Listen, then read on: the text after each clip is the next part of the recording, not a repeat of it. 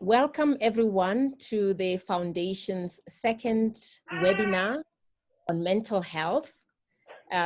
Today we are going to be focusing on perspectives of mental health that come from the religious, the gender perspective. We have a psychologist, our Dorian, as we did last week.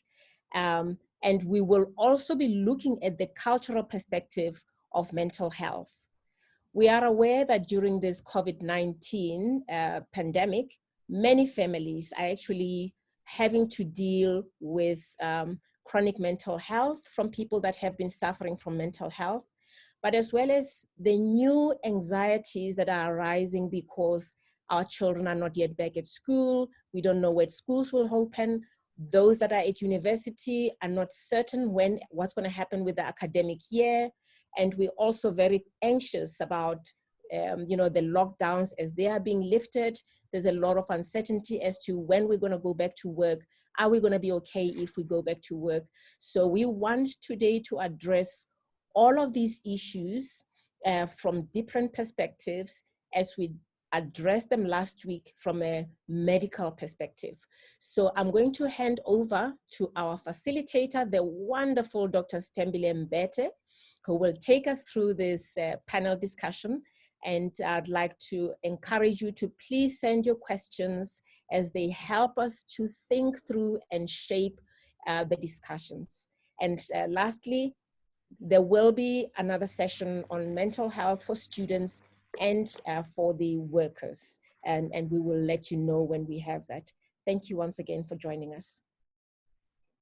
Thank you so much, Dr. Precious, and thanks everyone for joining us again for this conversation on mental health and COVID-19 on this, our 47th day of lockdown here in South Africa. After having our conversation last week on the medical perspectives on mental health, and particularly looking at the perspective of medical practitioners and what their experiences are during this pandemic.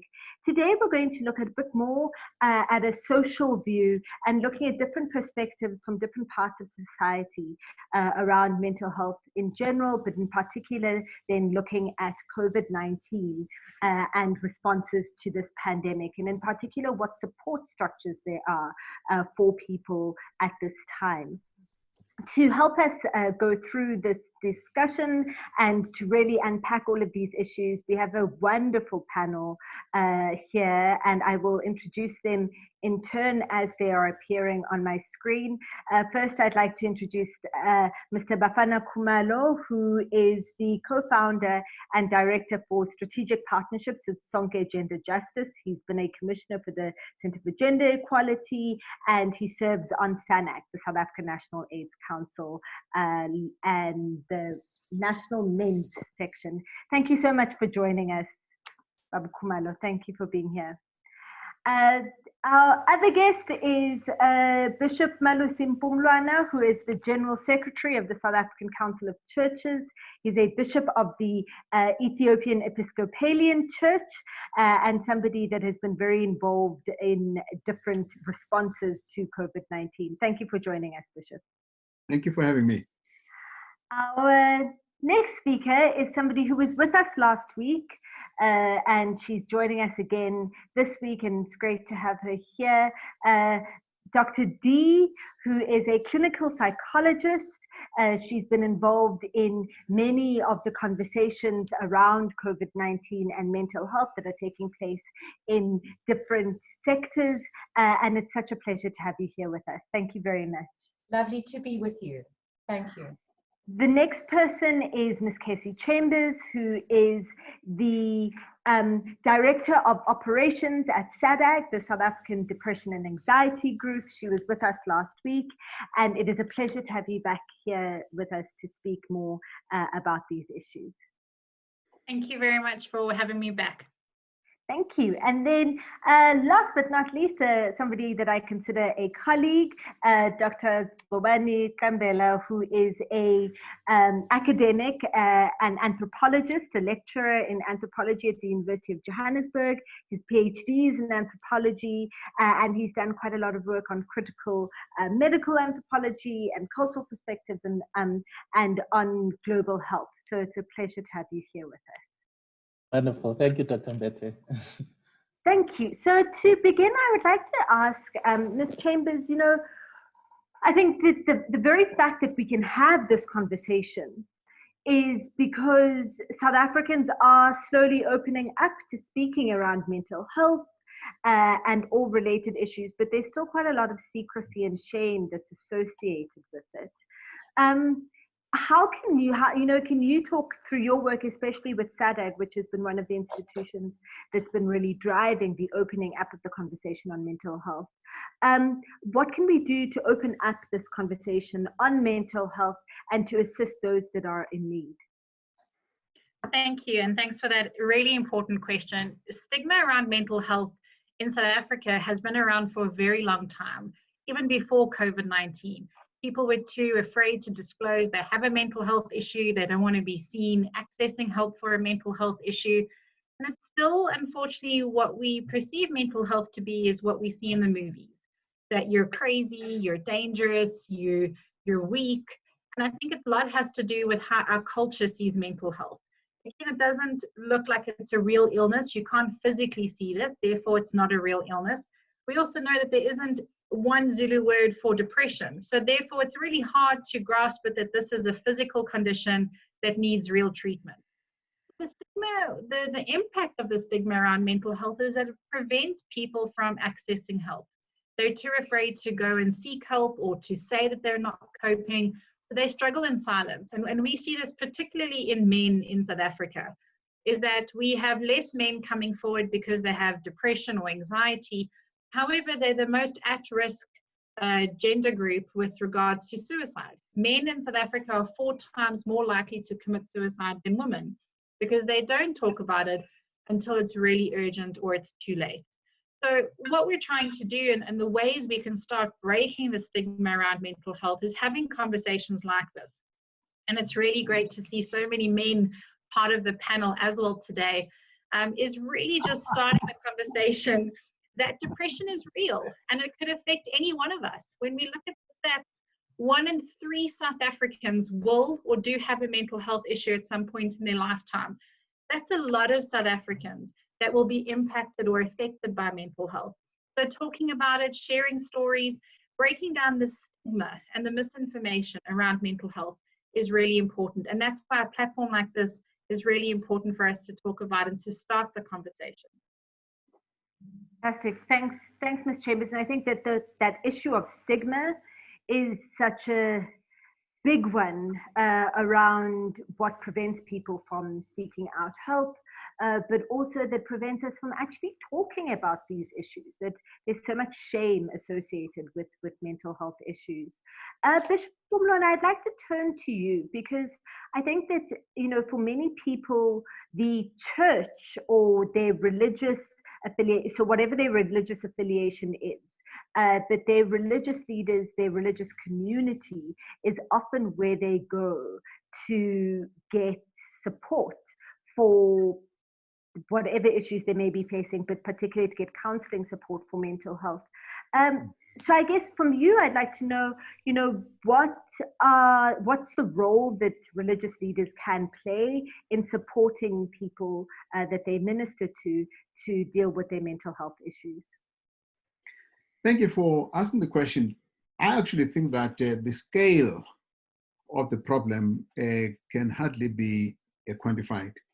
In South Africa, it is said that 16.5% of our population lives with mental disorders, and that a good 30% will in their lifetime have gone through mental disorders. These are just the recognized ones, let alone the things that we don't talk about, that are sort of hidden under the carpet. Now, a lot of the mental disorders, if you like, are managed by one's ability to get out there and find something else to do with oneself. And so when you get a lockdown such as we have, you actually compound the mental disorder conditions, and you minimize the space within which it's almost like you're in a straitjacket, excuse the pun. But that is some of the effect of the situation we're in. And then, of course, that then has its impact on the people living with you, and you act out on them. And this is part of the reason why we have this increase in gender-based violence and domestic violence in the homes. And that whereas the space would have allowed both the victim and the abuser, who is actually acting out on a mental condition, and the lady said that men are the ones that are most at risk in this phenomenon. As a priest, I can say that maybe I would be a different man because I wear a dress. Cassock is a dress.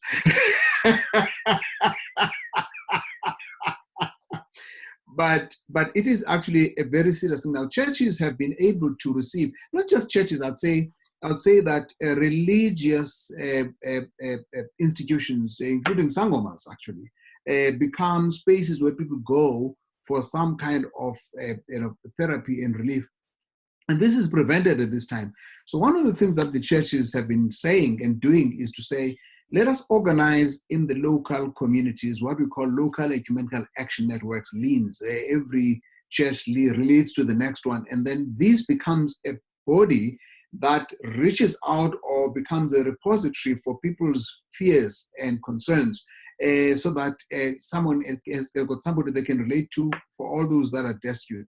Now, it is not just about violence, but it is also about the state of want and not being able to provide. And this is part of the reason why, even though the virus is so frightening, people actually rush out with less inhibition to try and get their hands onto the food, even if they're not going to get any of it. Just the thought that there will be. So all of these things, hunger, the abuse in the family, the fear that you won't be able to feed your family, all those things, and the loss of jobs add to the trauma that people are experiencing this time. And I think it will be more than just the COVID time. We need to develop a regime for managing this post-COVID traumatic experience in our society.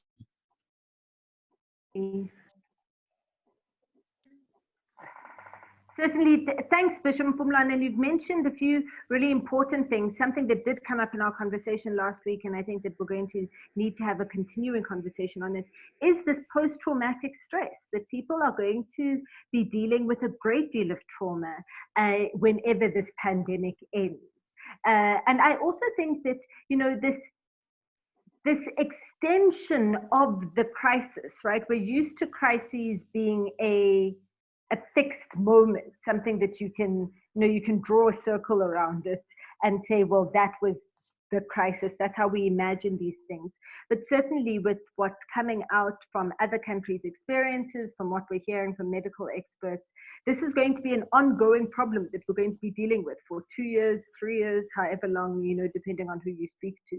So that this ongoing trauma is certainly something that we're going to need to deal with. I'm really interested in this idea of the local ecumenical action networks, and that people organizing at a local level to try and provide support to each other. And I'm going to ask that we come back to that at some point in the conversation. I'd like to encourage all of the people who are listening, who are participating in the conversation, please feel free to share your questions and your thoughts. There's a chat function that you can use, but there's also a Q&A function, if you look at the bottom of your screen, that you can use to just type in your questions, any questions or comments or observations that you'd like me to make and to raise in the course of our conversation. Okay. And all of the speakers, the panelists will be able to respond to different questions directly as well if they would like to. Okay. I'd like to, so Dr. Kambela, Bishop Mpumlwana mentions that people are, the support systems that people draw on religious institutions, and also cultural brands, sangomas, traditional healers, that people have not really had that support during the lockdown.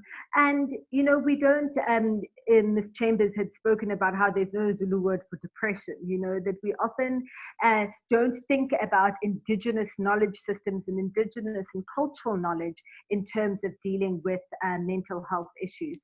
Can you give us a bit of your perspective on that, please? Absolutely. Thank you. Thank you very much, Dr. Mbete. And I think one of the, just to backtrack a little bit before I respond to you, is to really go back to your introduction, which is really, I'm trained in critical medical anthropologist. So a lot of my work is around cultural anthropology, but I'm not a sangoma or I'm not a traditional healer. But one of our, but one of the most central aspects or central concepts in my discipline is this concept of medical plurality. So when you think about mental health or you think about any other outbreak, it's really this idea that the healing is not only in the biomedical sphere, but that, you know, homeopathy has a role to play, the churches have a role to play, traditional healers, and so on. And so that's always my starting point, that there isn't just one avenue with which people can heal from, but that it's important to always remember that, especially in the African context, that biomedicine is relatively new and that people for a very long time have been using various other forms of treating and responding to illness, and particularly mental illness in this particular instance. There's often a distinction sometimes that traditional healers, isangoma or sometimes inyanga, which is the herbalist, often make between, you know, ailments of spiritual ailments. So those would be illnesses that sort of require more traditional forms of illnesses. And then you might have outbreaks like COVID that do require some interventions from the biomedical sphere. And we know that especially periods of turmoil as pandemics certainly do bring out, whether it's HIV, whether it's Ebola, and certainly now COVID-19, that they produce various forms of spiritual imbalances in societies. And these, as many theories, so certainly as Dr. Ntabiseng Motseme's work has shown, often require not just biomedical responses, but various forms of cultural rituals in order to restore balance in social life. And I think, as Bishop Mpumlwana was already noting, that one of the things that's happened, obviously, with COVID is that it's deprived people of that opportunity to be able to conduct rituals that bring them a sense of balance. So in an article, I wrote an article recently with Esihle Lupindo, and we were actually criticizing the early responses of the South African government to COVID-19, because we noticed that a lot of the earlier responses, actually up until just 2 weeks ago, were really focused on the biomedical aspect, and the cultural forms of healing, the role of churches were largely ignored. It's only in the past 2 weeks that traditional healers were able to operate. And even in those instances, it was also, it was stated just for only emergencies. So it really raises questions around, for instance, how do you define, for instance, a mental health emergency? And so on. So part of really, I think what I want to highlight is really that traditional healing, I think South Africa is so diverse and we have so many cultural groups. So my work has really been around amaXhosa, but even within amaXhosa, we have so many different ways of doing things. amaXhosa have their own rituals and so on. But I think that there is scope to really start to think critically around how can the government better engage the traditional sector, because we know Leclerc Madlala's work, who's a medical anthropologist who wrote about the Ebola epidemic. You know that one of the most interesting things is that Ebola was stopped without actually an antiviral. It was stopped without a vaccine. And part of the critical aspect of that was really engaging the traditional sector, really engaging people around certain kinds of conduct that's required from funerals and so on. So we do know that engaging the traditional sector has in the past produced very productive results in terms of outbreak responses. But from what I've observed, I can't speak for obviously people, practitioners, but from what I've observed is that for traditional healers have been largely excluded. And I think there is a need for the government to really think about engaging not just traditional healers, the churches and other multiple stakeholders that are really on the ground. But I don't want to take too much space. Well, thank you so much for that, because you've brought in a dimension, you know, as we've been speaking around mental health, we have not really spoken a lot about spiritual health, right? And the spiritual dimensions and you know, the spiritual strain that people are feeling as they are managing this, and the loss of their mechanisms or the tools that they would normally do to heal themselves, as you say. I think the other thing is that because dealing with this pandemic is going to be a long-term issue. That bringing on board all of the different, I like the way that you put it, thinking of healing in a multifaceted way, bringing on board all of these different stakeholders in order to maintain trust, but also to bring about social change. That's what it seems is going to be needed for us to protect ourselves from this. Is going to be a really important thing. So thank you for that. I'm going to come back to you around a particular issue that's come up, but I want to go quickly to Mr. Khumalo around the, Ms. Chambers already spoke about, Bishop Mpumlwana has spoken about it, around the gender differences in terms of speaking about mental health and the shame associated with mental health, and how different genders respond to mental illness. There's a question here from Tony Mengwai that's saying that, it's true that we men are so shy to come out and express ourselves about the things that we go through in life. How do we, me in particular, get to a point where we are free from what people would think of me as a man if I were to express myself freely about my life issues? What are the techniques which can help us be mature enough to stand up and worry less about my ego? Because we are indeed suffering from the inside. Thank you, Dr. Mbete. That's an important question. I want to suggest that we need to start by acknowledging that mental health is not duly recognized as it should in South Africa generally. There are issues of stigma, there are issues of access to services with regards to class, when people do need this service currently, to see a psychologist or a psychiatrist is quite steep, because these are professional people who have trained for, extensively and do provide very serious help. But for ordinary people, these costs are usually unaffordable. Now, men generally, we don't take care of our health, let alone mental health, because mental health comes with its own stigma, and it gets even more compounded. In many townships, for instance, depression, mental conditions, people describe it in negative terms. As a result, very few people are willing to come forward when they are facing these challenges. I'm impressed by a study that was done by Professor Mzinduna, who has done quite excellent work in this area, where she focused specifically in talking to men in the Eastern Cape, I believe, and in KwaZulu-Natal, who were facing issues of, dysfunction in their families, in their relationships, where they were violent. And she sat down and talked to these men.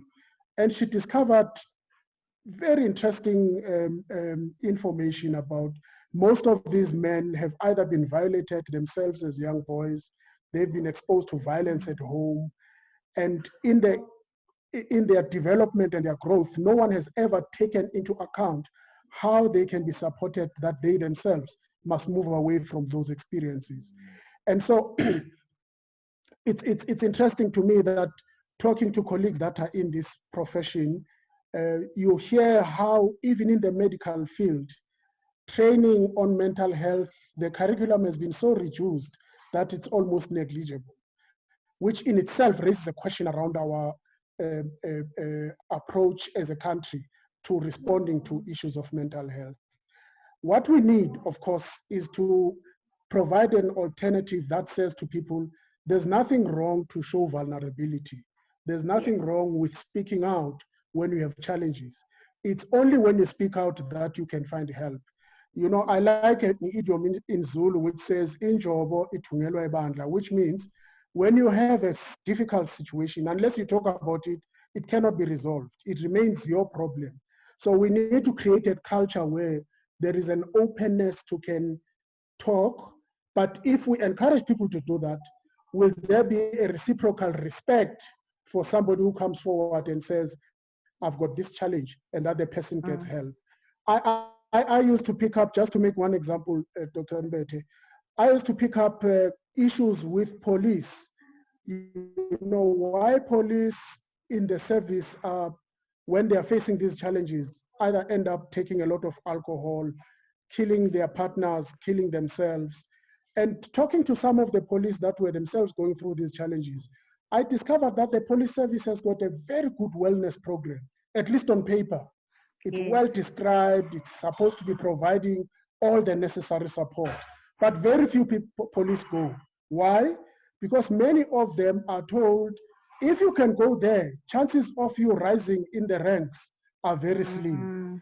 Because of this notion of patriarchy, our police service is anchored, as you can hear the narrative now, it's about masculinity, it's about being strong, it's about skit and donor. So in other words, to rise in the ranks, you need to also exemplify this toxic masculinity. You know, talk tough, act tough, always not show weakness and vulnerability. Now, we need to change that mentality to say manhood is not about just being strong, being a tiger, not being vulnerable. Actually, nothing is further from the truth. Men feel the pain. Men are vulnerable, you know, and we must encourage that.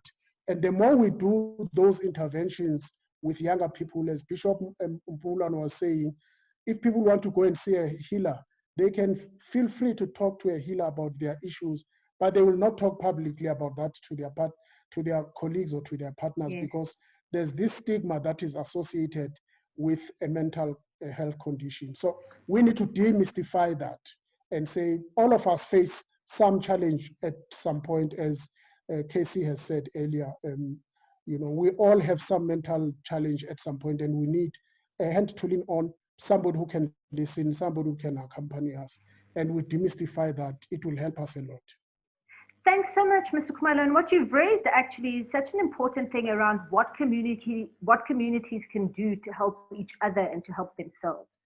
Because I think that, you know, this idea of being able to speak publicly about our issues, about our challenges, and to be vulnerable with each other is so important. It's such an important first step, I think, in helping people to be able to manage their mental health issues, right? That, you know, even to normalize having these conversations with each other and saying, I'm scared, I'm anxious, I'm worried, and especially to normalize that amongst men, to be able to speak about those issues.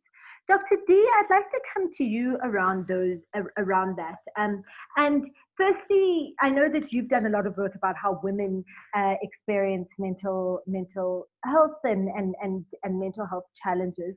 So I'd like to hear your perspective on that gender difference. But I also want to bring in a question here from Joseph, who is asking about. So it's two dimensions of the issue. The first one is around whether emotional disturbances can be dealt with and can be treated in a mental clinic, and also around whether mental health issues can be genetic. He is asking for an answer to that, please. Thank you. If I may just comment on something important that has been said, I think that these conversations are and mental health in the time of COVID is almost like a paradox in a way, because when you cannot ignore it. So these kind of conversations that are coming to the fore are also reflected more and more in the way we're talking to people. So instead of sort of keeping the anxiety or fear or any other symptoms of mental health under wraps, now what we're saying is not, are you anxious? We say, how anxious are you? Not, are you scared? But, you know, what is the extent of the fear and what is it doing to you? We kind of feel that it is almost an acceptable reaction to a very traumatic situation that we are all going through. So in one sense, I hope that that kind of dynamic and realization is thrown forward long after COVID, because it's making the expression of those kind of feelings during this time a little bit more acceptable and normal, because everybody is going through them. Of course, where it becomes a mental illness, and we've already spoken about the fact of how everything under these conditions can be absolutely accelerated and how they can be compounded. So if you did have a mental illness before and you are under lockdown, the chances of it acting as a kind of a trigger or not being able to cope as well are really great. And that's true of all kinds of mental illnesses, and it's also true of relationship issues. If you had a real relationship problem and you are in lockdown with someone 24/7, to really keep that contained, or even have the courage for important clearing conversations that might get out of hand, become even more compounded. So if you were an anxious person, or whatever you were going through, either individually or in relationship, is being very compounded as well. And then I just want to comment before the gender thing, because I think it is so important. All of the different aspects, whether it's a religious aspect or the importance of traditional healers, or a general mainstream medical way of intervention. They're all different aspects, but to me, they've got something in common, which is extremely, extremely important and necessary now. It's to do with trust, and it's to do with relationship, and it's to do with a sense of being in a group where I feel embraced and belong. So if it's to do with, and of course it's to do with faith, and it's to do with the methodology and the intervention as well. But if you feel accepted and recognized, and it's a safe place to be able to share and talk about what you're going through, those aspects of empathy and acceptance and trust are huge healers. We know about the traditionally the healing power of support in lots of things. There's been a huge amount of research on it. So being involved in that, in a supportive group or in supportive relationship, is in itself making an impact. Those are some comments just based on the conversation that we've had so far. In terms of gender, and I'm so pleased this whole idea of vulnerability has come up, because vulnerability, is a fear of hurt, of pain, of sadness, of emotional exposure. But here's the thing, it's also the birthplace of love and authenticity and creativity and belonging, because it's about not knowing how you're going to be responded to, or taking a risk without guarantee. And what you do find, if we're talking about it with men, it's already been said, but men are much less likely to phone up their friend and saying, look, I'm having a really bad day, come over for a chat, even under any circumstances. They will connect through activity. So let's watch a sports game together, let's do something together, let's play a game together, and we can kind of bond through action, but not so much through expression, which is perceived of weakness. So the thing with it also is that if you say, how do you break that? An interesting question to you and to our men panelists or whatever, is that, the idea is that vulnerability is also quite contagious. So when you get someone talking about their feeling or whatever, it gives the other person permission to say, you know what?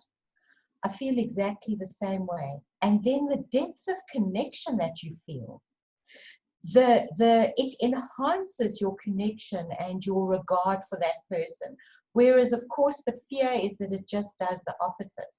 And in a lot of men's groups that I work with across the board, from any kind of entry grade worker to CEOs, the relief to say, I might be head of a big company, but I'm also the member of a human race. I don't cope all the time. I get sad sometimes. My teenage children give me, huge worries and headaches sometimes. It's not always great in every relationship. I don't know how to deal with my team now. And the response, if you ask for the response, it's very, very, in fact, never is, I think you're weak. I think you don't cope. I think you're less of a leader. I think you're less intelligent. People warm to you, but it's the courage to be able to say, I'm going to kind of stretch myself a little bit. And often the response is surprising because it's so connecting. Now, in terms of women, what you asked for is they have another issue.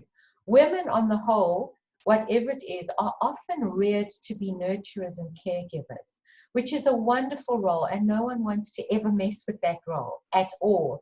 It's just great. But where it becomes a problem is that they tend to not have their own sense of personal entitlement enough. So they put their own needs last. And then what happens is that they say yes when they mean no. They go along with things not to rock the boat. It's not so serious. I'll feel better in the morning. And they start often building up resentment to the very people that they're trying to be nice to and to help. So you talk about mental health under these conditions. They are not that able in an assertive way, not in a submissive way where you win and I lose, or an aggressive way which bursts out and says, I'm right and you wrong, but in a negotiating way to be able to say, who's ever living in the house, look, I need some help. I'm not coping very well with looking after the children, doing my work, all of the housework and everything. Please, may we have a conversation of who's going to do what. They will tend to build up the kind of anxiety or create a big gap between how they're feeling in the inside and how they're behaving in the outside until they act inwards and become very sad or even depressed, or they act outwards and it explodes and they become out of control or aggressive. Yeah. And sometimes this gets manifest in physical symptoms if you're not able to talk about it. So lower backache, migraine headaches, sleep disturbances, appetite problems, we call psychosomatic illnesses, may be a reflection of this inability to feel entitled enough and aware enough of my own needs and to ask for help when I need to. Thank you. Thanks so much, Dr. Zin, for raising this issue of how our mental state and our spiritual state can manifest physically. So that if you're holding in all of these feelings of resentment, of anxiety, it can show itself through physical symptoms like headaches, like not being able to sleep. And and you can often relieve those issues when you just speak. I was speaking to a woman a couple of weeks ago who said that she'd gone to see a chiropractor because her back was sore. This is pre-lockdown. And the chiropractor, after 3 or 4 sessions, said, there's nothing I can do to help you, because what's causing your backache is in your head and in your heart. So you need to go see a psychologist actually in order to heal. And it actually worked for her. So I think it's very important. We've got 2 questions here around young people and children, and I'm going to ask them differently and I'm going to ask them separately. A question here is about how do we help young people who have been sexually violated at an early age and are now living with the traumatic experiences of what they've been through, however, do not have access to platforms such as this one? It's a pity that most of them even get dismissed as amashanya, crazy people, yet it is actually depression, and others end up being encouraged to become traditional healers or sangomas because somehow most people who suffer mental illness are told that they have a calling. I'm going to ask for a response to this from Ms. Chambers, but also from Dr. Prambela about some of the issues around people being, told that they've got a calling, but also, the way in which, we know that young people have been bearing a big burden of mental illness and mental strain already before COVID-19. And I think that the COVID-19 crisis, living through a life-threatening pandemic, this existential strain, I think can have a huge pressure and effect on young people. So can we speak a bit more generally around this specific question, but also about young people and mental health? And thank you for that. I think, from our experience at SADAG, majority of our calls actually come from young people, the youth. there's a lot of additional pressure that our youth are dealing with on a daily basis that they didn't have to deal with 10 or 20 years ago. It's having to navigate in this world where they don't have enough coping skills or support in place to help them to manage. And they're having to deal with really big decisions, real problems, real impact, and having to find a way forward. We also know that the onset of severe mental illnesses such as bipolar disorder or schizophrenia, the age of onset is normally in young adults, so 19, 20, 21 as well, on top of the psychosocial issues that our young people are dealing with. I think from the calls that we get, and we've worked with a couple of universities, and we work a lot in high schools, really a combination of triggers. And when we're talking about lockdown and COVID-19, all of those triggers is kind of what we put people to get stuck with, right? So stay at home, don't go out. It's relationship issues is one of the biggest triggers, whether it be a fight or a breakup with a boyfriend, a girlfriend, a best friend.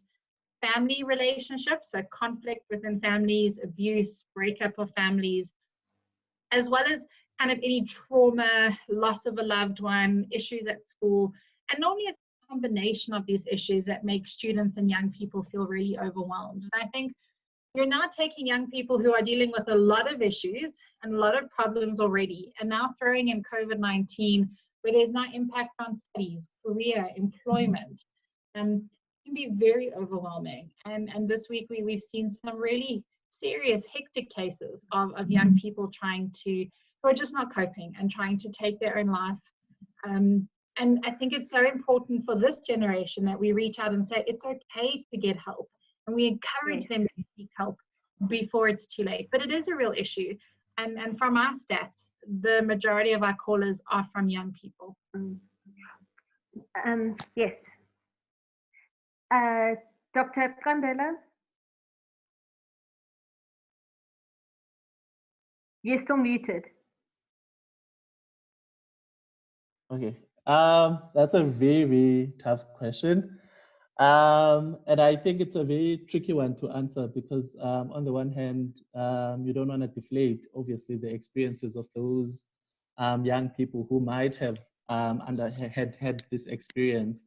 But I have to admit that this is the first time I've heard of cases of young people who might have been sexually violated and then really being treated through people saying that they have a calling. Because my understanding and my experiences with a calling is such a particular cultural, ancestral experience that it would be very difficult to just impose it on someone and say, you know, you have a calling now, and this is how we will treat with it. But one of the things we often talk about in medical anthropology is this concept of illness idioms. So we do know that certainly in times of turmoil, in times of traumatic events, that communities do have various forms of localized illness idioms, so ways of expression locally that they use to make sense of particular traumatic events that might have occurred. And that can often include various kinds of rituals that have to be undertaken as a form of trying to bring back the child back into almost a form of normality.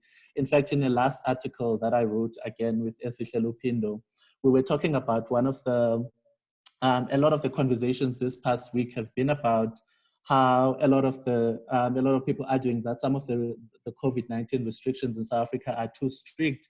And in that article, we were actually making a similar argument in terms of some cultural rituals. And one of the ones that we were writing about is Imbeleko in isiXhosa, so the ritual of introducing a child to the ancestors. And one of the things that we've noticed in this period of time is that not all rituals are crowd intensive. And certain kinds of rituals, for instance, like Imbeleko, can essentially be done with very close family members. So I really can't comment on the sexual trauma aspect and the calling, but I do know that rituals are often used variously, particularly with young children. And this is what we were saying, that there is scope, even in this COVID-19 times, to relax some of the restrictions so that people can be able to undertake, for instance, those rituals for young children who might have had traumatic events. Some even for young people who might want to go to initiation, because we're saying, even certain parts of initiation can still be done. Obviously not the ending with Umgidi, which is the big homecoming ceremony, but certain aspects of it are still capable of being performed even within this time. So I think there's a lot to consider there. Thank you. Thanks so much for that, because, and I think, what, it gets back again to this question of a holistic view of healing, a holistic view of health. That, health is not just your physical body, but also is all other aspects of your well-being. And one of the things that, Dr. D raised it, and Ms. Chambers has raised it as well, around relationships. Dr. D put it as relationship, trust, belonging, as being so fundamental to our mental well-being and to our well-being as people. And one of the things that has come up clearly in not just the South African lockdowns, but in lockdowns all over the world, is the way in which the response to COVID-19 is straining relationships. So straining people's family life, and worries about reports of gender-based violence during the lockdown in other parts of the world. I'd like to ask Bishop Mpumlwana about what sort of responses do you think we can have to deal with this crisis of gender-based violence? What kind of interventions do we need? And I'm going to ask you to answer this question also from one of the panelists, from one of the participants, which is about what the church's response to the pandemic is, besides giving people meals, how the council is addressing the emotional and spiritual needs of members. So, what kind of interventions are there for these issues? Thanks, Bishop.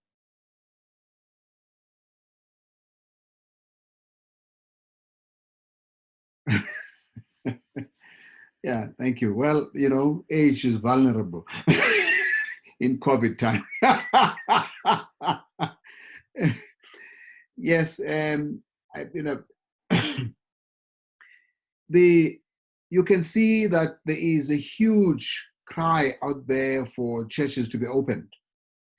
And that's because people feel this need to get together. There is a kind of a psychology that goes with the worship space that gets people to feel healed, if you like. They feel a sense of, I'm discovering myself. And this is what is missing for many people. And for those people that are used to the rituals and the sacraments, all this is missing, and they can't have it. And so there is a huge hunger for this. Now, combine that with the hunger of poverty and the helplessness and the psychological impact that all of this has. This has been part of the logic behind saying there should be some space for religious ministrations. In fact, there are many religious practitioners that are also trained psychological counselors. But then, of course, you've got a lockdown which has got its own regulations. What the South African Council of Churches has done, as I said at the beginning, there is a meeting of heads of member churches every week to look at what next can be done. What they've done is to say to government, we would like to offer the pastoral counselors in our churches and have them plotted according to availability. Of course, the government is using social workers, but there are not enough psychologists to go around.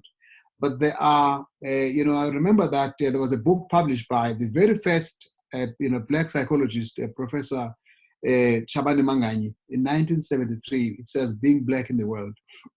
And one of the recommendations they had at the time, and I remember this conversation back then, to say that all of our townships need to have psychologists because the conditions of life are such that you are always in a state of stress.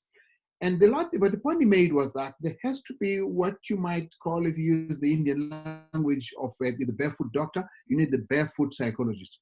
People that are trained to do everyday counseling in their neighborhoods. And so we then said that we would like to offer those to government without breaking the lockdown, but we would give you a sense that there is Reverend Kumalo there, there's so-and-so there in that place, whatever needs there may be, that person can be deployed. So that's one offer we've made. Secondly, we've said we're offering our church facilities for extraction of, for example, people that are abused in their homes and they cannot live in the lockdown. I remember a call, because we have an 800 number, a call that I was called in to respond to, of a woman in Orlando in the evening. It was raining, and she says, "We're out with our children. I'm out with the children. The man is beating us up and is chasing away in this lockdown. What can we do?" And I then, as it happened on that day, I had been on television on this kind of thing. And when I called the Orlando police station, the police person who responded remembered that conversation. He said, "We're right there right now." But that doesn't happen all the time. Exactly. And so we have to have the facilities and the ability of fast responsiveness. And that's what we've tried to do, through the liens that I was talking about, but also through a partnership that we're having because we have our own 800 number. So we can refer these things to police, to the all kinds of support services that are possible. We've also then said that we are offering facilities for taking away a family that is in distress. We can give them space so that they can live. The facilities are available for these things.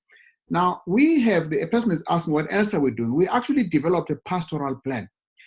A pastoral plan that deals with four things. One is what we call a communication, bulk communication, in order to take away this false fake news about COVID, but actually send messages to people about what is authentic, but also give edifying and spiritual messages that are satisfying, that make people feel better in their environment. And secondly, what we do is crisis relief. Of course, the food has been part of that, but we don't like the food parcels. We prefer the vouchers that give agency to the person to choose what they want to buy and be able to buy within their neighborhood, so that they sustain the local commercial infrastructure, not have to go to Pick and Pay and so on. And thirdly, we then want to say pastoral care, which involves caring for the frontline workers, the nurse, the doctor, the policeman. All these people live in this community, and every day they leave home to go to work. The family stays, are they going to come back with the disease? Are they going to come back with something that bothers us? So on a daily basis, they are worried. And so there has to be a ministry to the families of the frontline workers. And so all these are some of the things that are part of the package of the pastoral plan. But finally, we say that COVID is not the end. There has to be a post-COVID. And that therefore need to rebuild communities. You need to begin to help people begin to plant their spinach and prepare their food and make sure that they can be self-sustaining. They cannot live on the handouts forever. So we're trying to build local economies in a meaningful way. But of course, you do this in the course of COVID.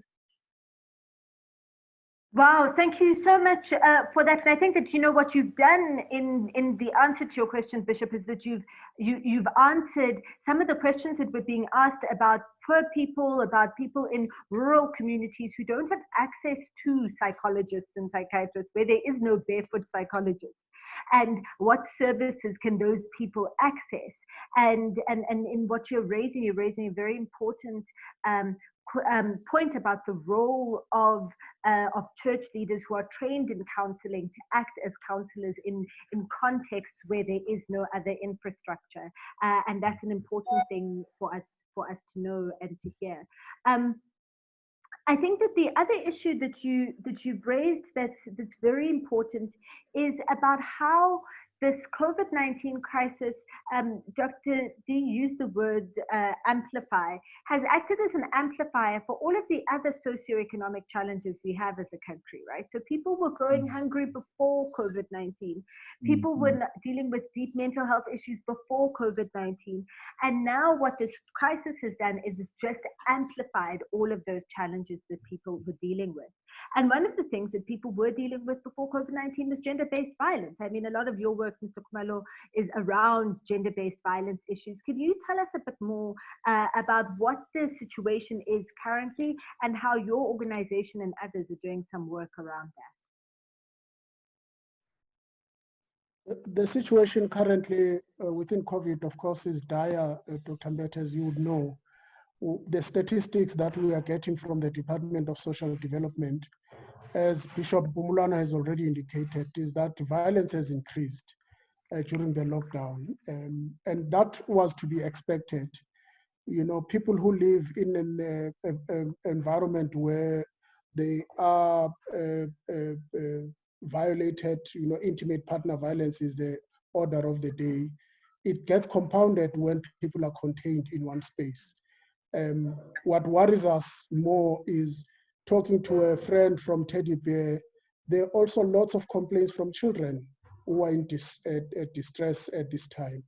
Now, I have raised this point before that, you know, the major gap, I think, from government in the lockdown provisions is that even though we know that violence against women is very rampant in South Africa, I don't think we're prepared enough about how we are going to deal with that situation.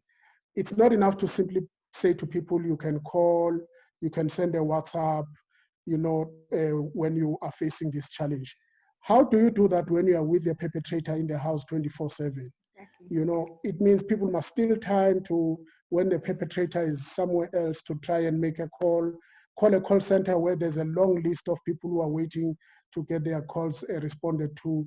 The services in this regard are limited. So we need, I think, to think quite creatively. And I like what Bishop Mpumulana was saying, because how are we not using some of the resources that we have, the churches, the civil society organizations that are doing this tremendous work, have done it over years, but many of them don't have permits to operate during this period. So somebody who finds themselves in the situation there where they are violated by their partners, apart from calling the call center, what else do you do?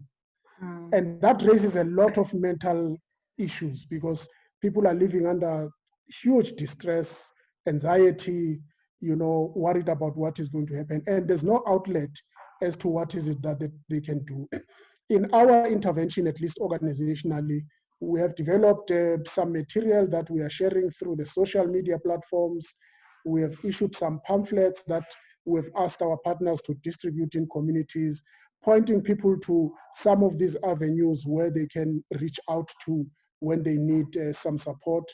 We have reached out to the churches to ask, as Bishop Mpumulana was saying, can the pastors make themselves available?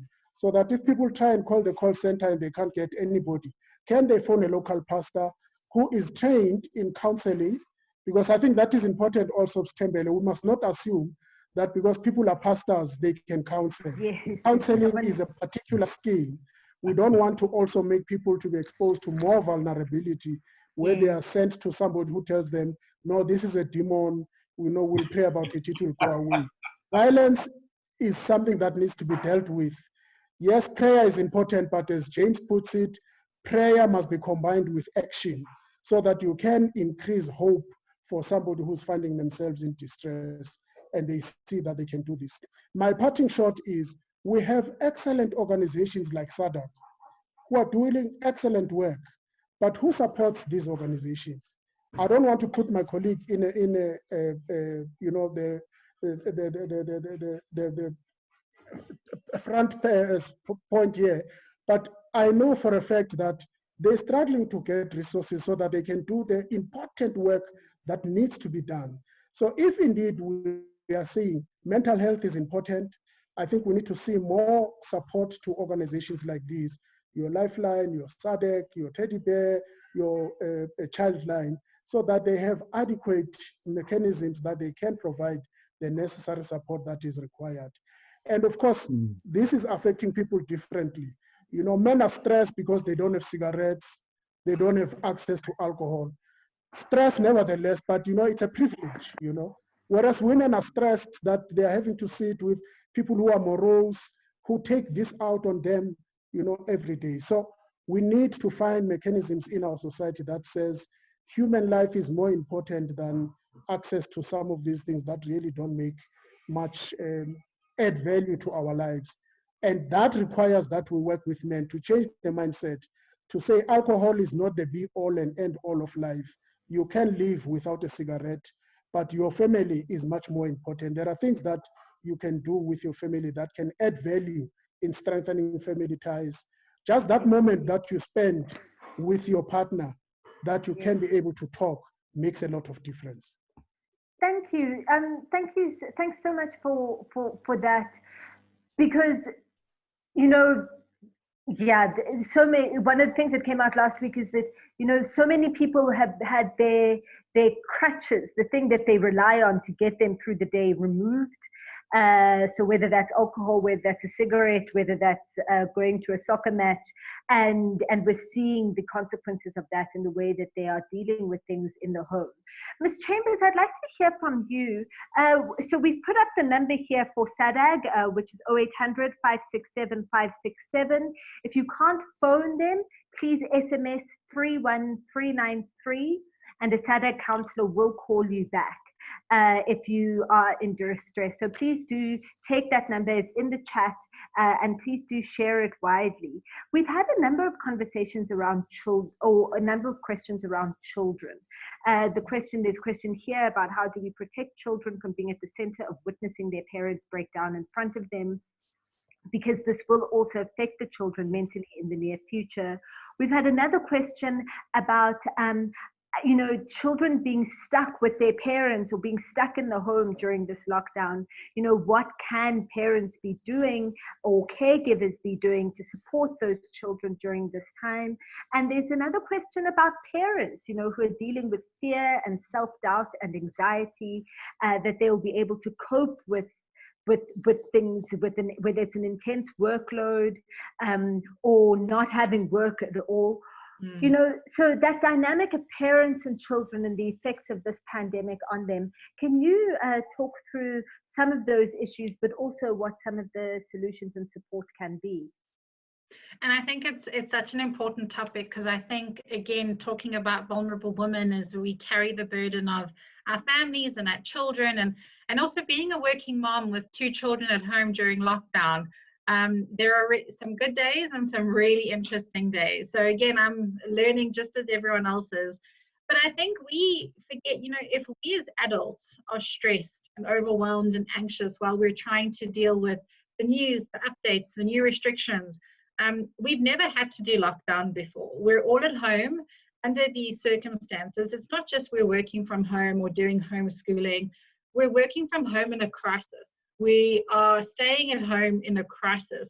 It's a very different feeling and tension around us all. If we're feeling it and we're going through a whole roller coaster of emotions, it's only normal that children would feel that. And they don't always have the ways to express how they're feeling. They don't have the words around how they're feeling. So the normal symptoms that we're seeing that children from young to even teenagers could be acting out or showing different ways of expressing how they're feeling anxious during this time. And this could be, you know, more stomach problems, my tummy is sore, my head is sore, I'm really tired. Also having more meltdowns or tantrums, or feeling a bit more emotional, clingy, crying a bit more often. You know, their emotional regulation has kind of been thrown all over the show at the moment. And it's really hard, you know, now having to, where they're used to going to school or going out and socializing and interacting, we're now taking that away and saying stay at home. We don't all have the luxury of a garden to go out in, to do some physical activity, or even having more than one room in the house. You could be having a lot of people who are having, you know, 5, 10 people in one small room, and now you're saying, well, exercise and keep active. And we take for granted what resources different people have and how we can entertain our children and keep busy. For a lot of people, they don't have that support. They don't have lots of toys to rotate. They don't have a garden to run around in. They're frustrated and managing the situation as well as for their children. You're now adding on top of that, how am I going to get you food? What about clothes? How am I going to still pay for rent? And, you know, we at SADAG have been getting a lot of queries from moms who are saying, how do I just get food? Don't worry about me, but can I get food for my child? A month ago, I was employed. Now I'm standing in the queue for a food parcel. We forget the impact that it has on families and children. So I think this is something that we're going to see and monitor very closely in the next couple of months, but it's incredibly hard and everyone's feeling those symptoms. I think self-help tips and coping tips, again, we have access to online. We can watch videos, we can read articles, we can listen to press. people at a community level, at a township, what kind of access do they have? And this is why it's so important. Another question had popped on, how do we get the message out to communities on the ground? And this is where using community leaders and churches and field workers, empowering them to help moms, help parents, to really cope themselves and to teach their children to cope. But during this time, having a lot more connected time together, finding some way of doing physical activity, whether it's running or moving on the spot, standing at a window if possible, and it can be really hard. And understanding that you're riding this wave together and it's okay. I think also for children and teenagers, parents can have a very honest conversation. Say, this is hard for everyone, and today we're having a bad day, and we can have meltdowns, and tomorrow we try again. We're trying to do it together. There are different ways, and I think my only concern is how do we get those coping skills and those symptoms and the resources, the ideas on how to cope with this on the ground to moms who are in a township. Yeah, definitely. Thanks, Ms. Chambers. And I'd like to ask you and Dr. D, can you give us any advice about coping mechanisms? What things can people actually do if we're feeling mental health strain right now? What can they do to help them get through today and tomorrow and the end of the week? And also any coping mechanisms you could suggest for children?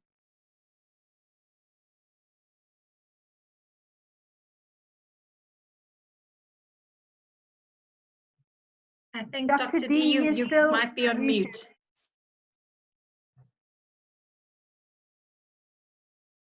Okay, can you hear me now?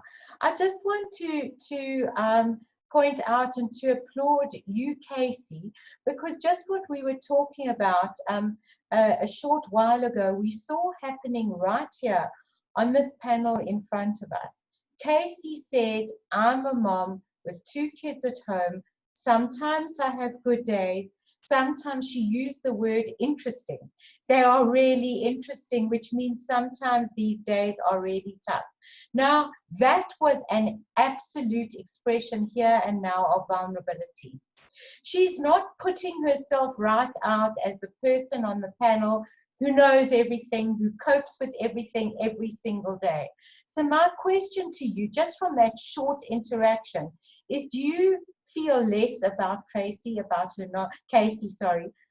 knowledge, about her expertise, or do you feel more connected to her? Because she is also a mom like you are, mom, with certain wisdom. And so there you see what vulnerability does right in front of us. And so I was noticing that, you know, when you spoke about it like that. And then I just think that, your question, but before that was about the barefoot psychologist. It's not even really, you do need to have certain skills, and I absolutely agree. You can't just unleash anybody with information that might, or skills that aren't there, or that might accelerate a negative situation.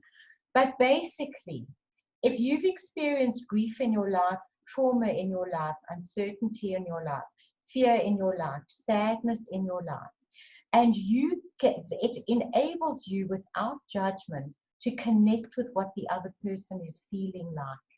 And if you can connect with them, with their feeling, you are already serving as that barefoot psychologist. It doesn't have to be someone with a string of letters behind their name.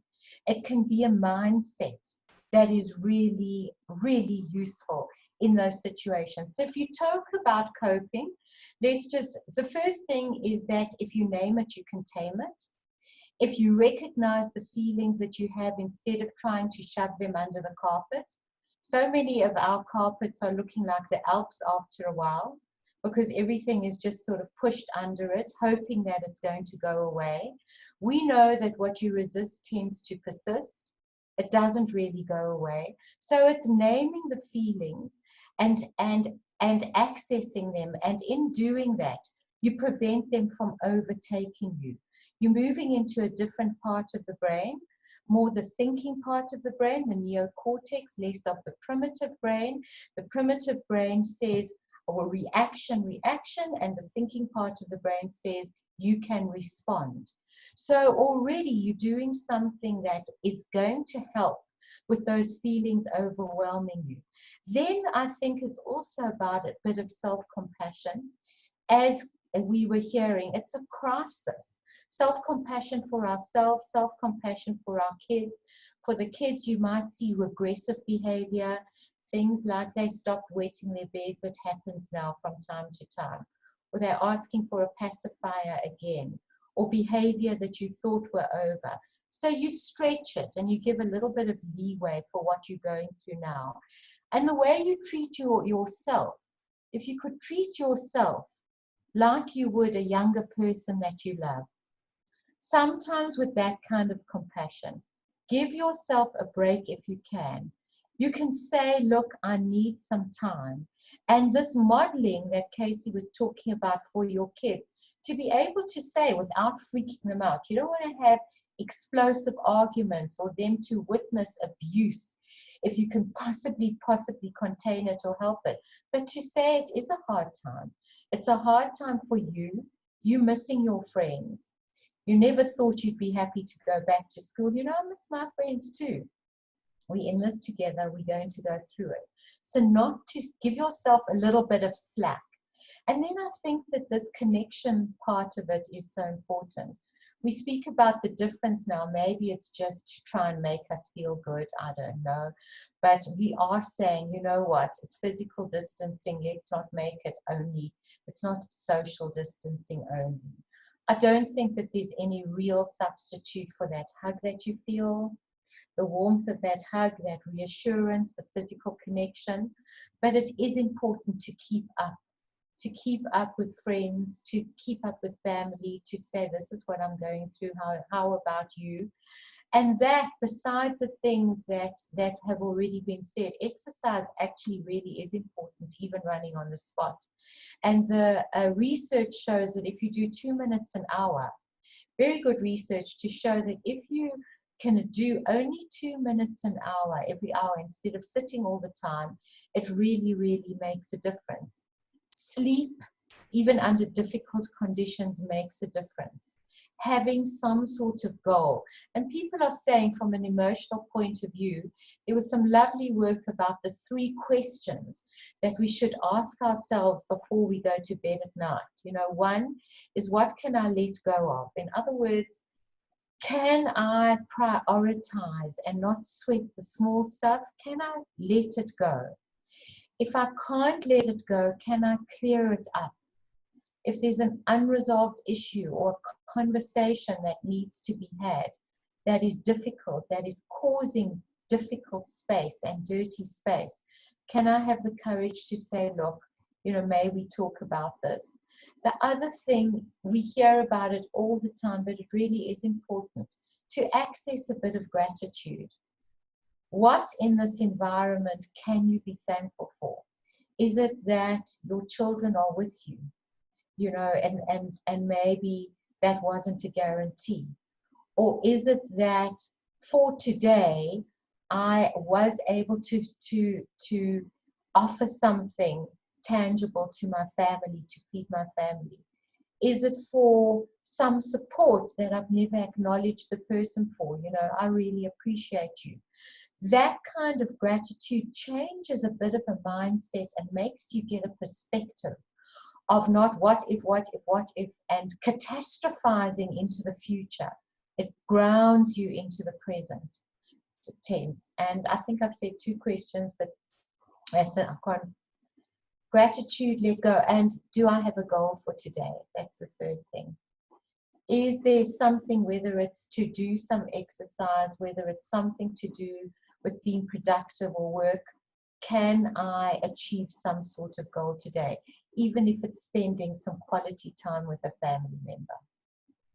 Thank you. Thanks so much, Dr. D, for those coping strategies that even if you don't have access to a professional or to medication, that these are things that you, and even when you do have access to those things, that these are some of the strategies that you can use. Name and tame the feelings. So, you know, name what you're feeling so you can be able to deal with it. Show yourself compassion, reach out for connection with loved ones. Number 4 is exercise, even if it's 2 minutes an hour. Number 5 is try to get some sleep. Number 6 is have a goal. Have something that you're going to do in the day. Number 7, gratitude. And number 8, let go of those problems. If there's nothing you can do about it, then let it go. As we move towards closing, I would like to just wrap up, and I'm going to ask all of the speakers to give us a final word, but I would like to firstly start with Bishop Mpumlwana.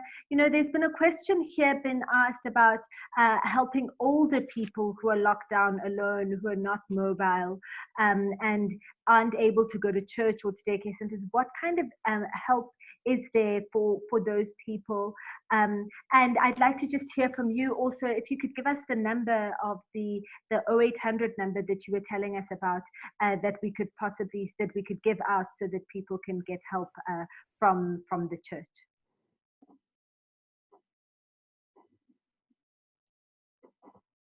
Mute myself.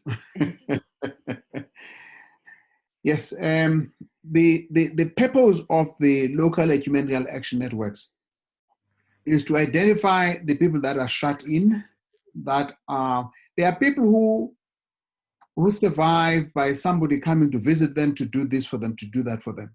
And that does not happen now because there isn't anybody who can do that. And so the idea then is that because every community, every neighborhood in this country has no less than 10 to 15 worshiping communities of whatever faith tradition.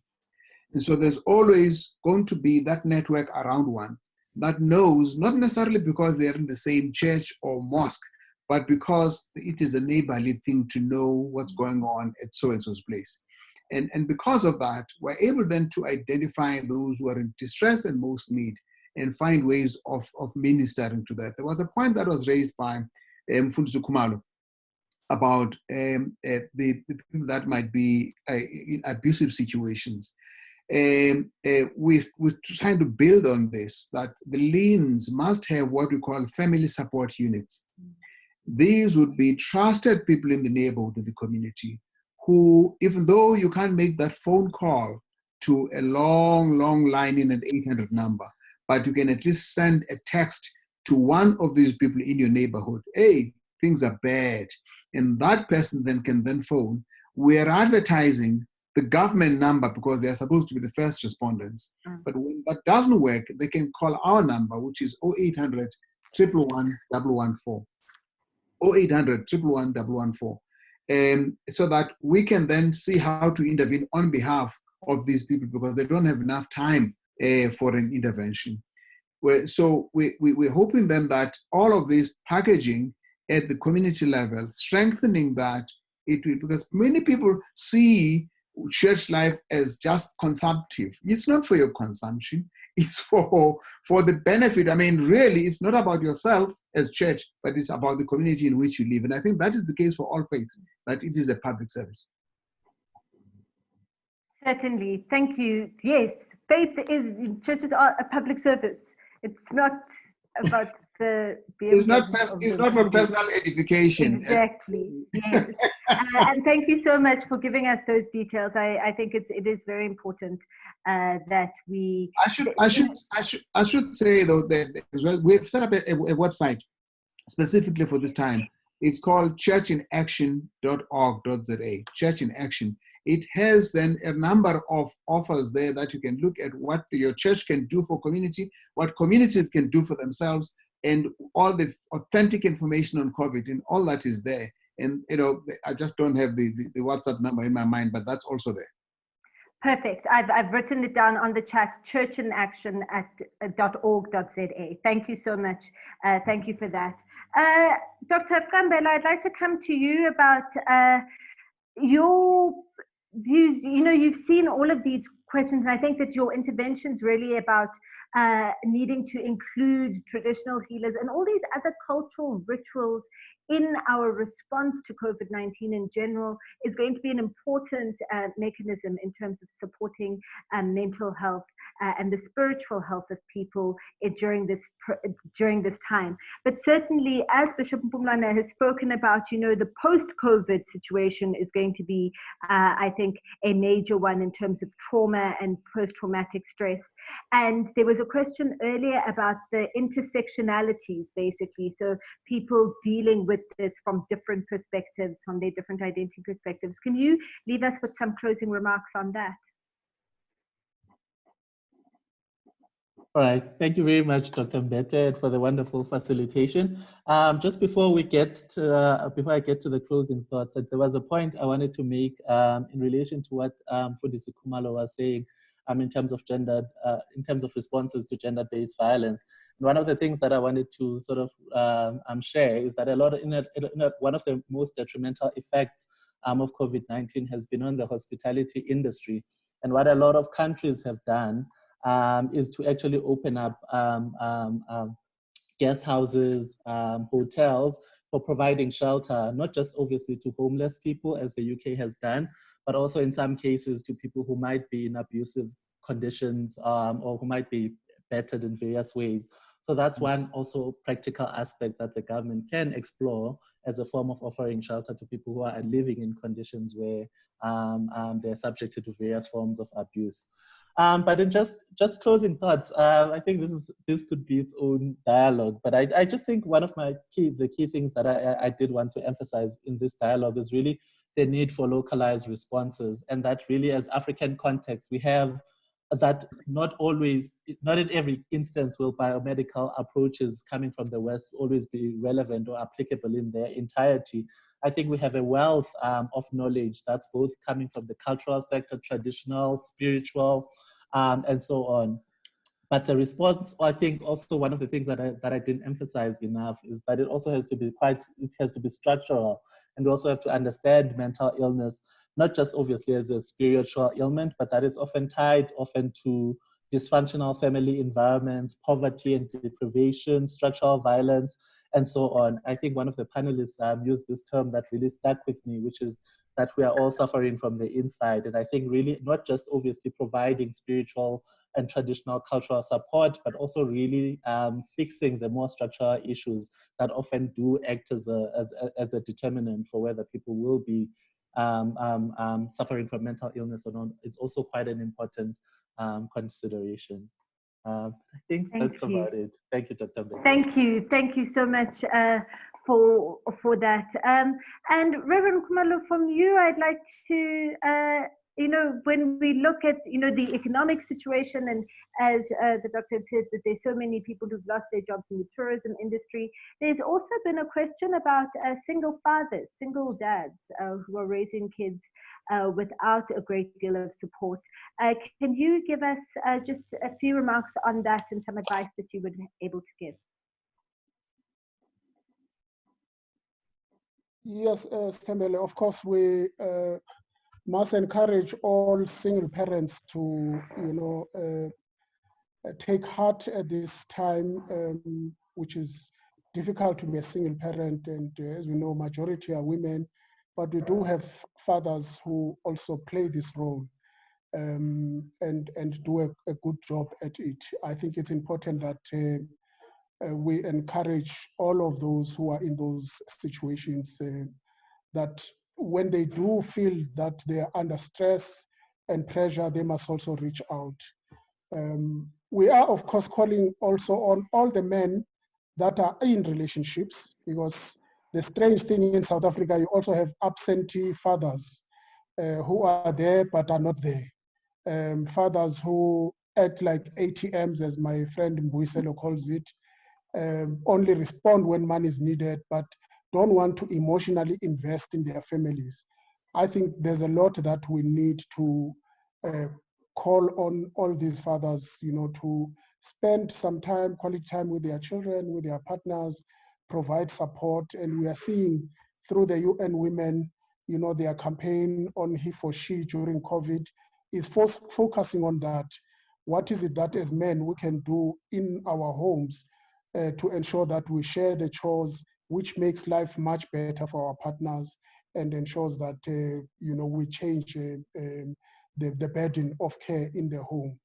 That is important, but of course we do need to ensure that as we do these things, we also skill people that when they do have challenges, because challenges will always be there, reach out, speak out, speak to somebody. So, because you can find help when you reach out to somebody who is nearby. Thank you so much for that, and thank you for telling the dads to help, to prevent that resentment that Dr. D was speaking about earlier. Ms. Chambers, I'd like to come to you. Dr. Precious had asked a question about how people can, will be able to be supported to adjust back to the workplace. I know we are going to have more conversation about that in future, but also how can you help people who are distressed or mentally disturbed who've lost their jobs during this COVID-19 lockdown? And that is such a real topic that so many people are dealing with. There's a lot of people that have already been retrenched or lost their jobs or taken a pay cut. I think there's also people that are waiting to get that dreaded letter and living with that anxiety. And I think a real discussion about that and unpacking it is really key for going forward. A hint for another topic. I think what needs to happen now is companies and small businesses need to really look at what resources are available to help employees, from how to access UIF to what resources are available in communities to provide help and support for employees. It's incredibly stressful, and if we don't focus on mental health of the employees going forward, it could have devastating impacts on companies. We know that by not investing in mental health of an employee, it affects your bottom line, productivity, absenteeism. So I think for people going back to work now on level 4 and even more in level 3, I think we're really having to deal with the real issues that people are going to feel anxious, scared, worried, just with the virus, employment, money. And if we don't have these conversations and start them in the workplace, it could have a detrimental effect. And this is also the responsibility of a line manager, an HR manager, to start getting capacitated or to learn about how to have these conversations going forward. COVID-19 is going to be with us for a lot longer than a year. So it's important that we start to empower ourselves on these key topics. Thank you so much. Thank you, Ms. Chambers. And Dr. D, just a final word. We've got 2 minutes left. Okay. Thank you very much. I just want to say that as well as all the feelings that we've highlighted of fear and anxiety and stress and traumatic, I think we do have to recognize that there are grief reactions all around us too. We are grieving. We're grieving for the world that we knew. There's uncertainty about the one that we're going to get. It's like floating in a sea, having left the shore and not seeing the end of the shore. We're grieving for the loss of jobs. We're grieving for physical contact. Are absolutely grieving for no money. So all the reactions that we see in usual grief, the stages of grief, initial denial, like, oh, it's just the flu. We're going to get over it and be quick, denying the reality of it, which we saw in the beginning. Then, the stages don't happen in a particular way, but obviously there's been a huge amount of sadness and anger, which is usually early on in the grief cycle. I'm seeing, and I think we're talking about it, that there's more and more of the anger being manifest now. It's like, there's feeling of you not understanding what this is doing to me. And I'm angry with what I have to do. I'm angry with these rules that we have to stick to. I'm angry for the lack of my own agency. So there are all of these reactions. And then the very last thing that has been added on only recently by somebody who worked very closely with Elizabeth Kubler-Ross is he says that the last part of the grief cycle is very often meaning. We start meaning starts revealing itself. And the danger of that, I want to say, is that meaning should never be imposed on people. Like you can't say thank you for this meaning or thank you for the learning experience or, the whole world is being cleaned up. or we are getting different priorities, all of which we are. But when someone is in it, it's hard to talk to them about that. The meaning to them and what they're going to get out of it, renewed gratitude, renewed emphasis on what is and isn't important, thought of where have I been and where do I need to go. These are things that our will and time begin to be revealed to people. Thank you so much, Dr. D. And Dr. Precious, thank you so much for hosting us today. Would you just like to say a final word to thank all of our panelists? You guys have been excellent. Thank you so much for being with us, and thank you to our participants as well. Mbile, thank you very much for conducting this panel so well, and thanks to all the panelists. Just one word from me also is that today is International Nurses Day. So can we all just virtually clap hands for all our healthcare workers, particularly our nurses? Thank you so much. Thanks, everybody. And goodbye. We will let you know when we will have our next dialogue. Thank you again to all our wonderful panelists. You were absolutely awesome. Thank you. Have a wonderful week. Bye-bye. Thank you. Bye. Thank you. Bye. Cheers.